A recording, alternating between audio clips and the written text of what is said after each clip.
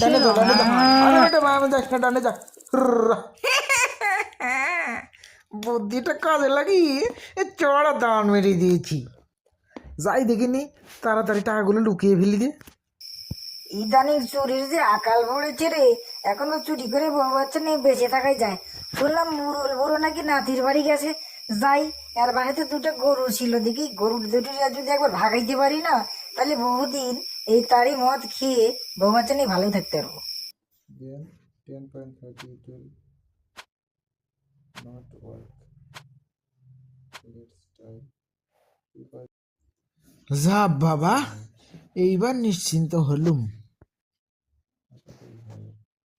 এ বাবা, এই আবার কি? এদিকে আমার জন্য টাকা সাজিয়ে রেখেছে। যাই হোক, টাকাগুলো একবার যদি মেরে এখান থেকে বাড়তে পারি না, অনেক দিন ধরে বসে বসে খাইতে পারবো।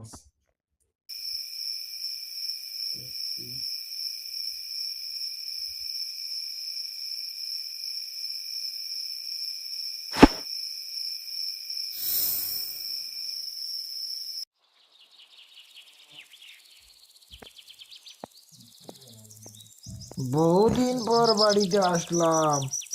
কই রে লালু আর কালু, তোরা কই গেলি? কি ব্যাপার, লালু আর কালুকে দেখতে তো রোগা আর ছোট লাগছে কেন? এই কালু, তুই কি ওদের ঠিকঠাক মতো খাওয়াসনি নাকি?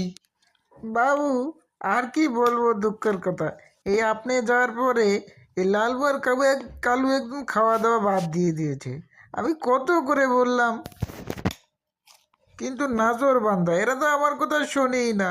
একদম দুই চোখ দিয়ে কান্না করতে করতে পুকুর বানিয়ে ফেলছে, এবং আপনার কথা ভাবতে ভাবতে শুকিয়ে ছোট হয়ে গেছে।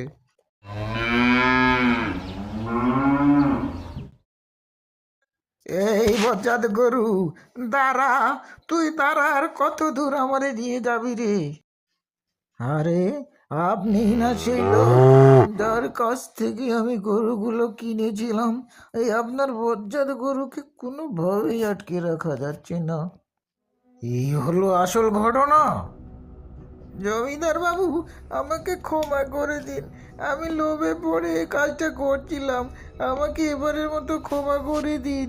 আমি আর জীবনেও চুরি করব না। তাই তো বলি, হতচ্ছাড়া, গরুগুলো আমাকে দেখে কেঁদে কেঁদে ছোট হয়ে গেছে। আমার তখনই সন্দেহ হচ্ছিল। দাঁড়া, তোরে সাঁটিয়ে তোর কি অবস্থা করছি দেখ। আমাকে মারবেন না হুজুর, আমাকে কিছু করবেন না। এই টাকাগুলো আমি ঘরের মধ্যে পুঁতে রেখেছি।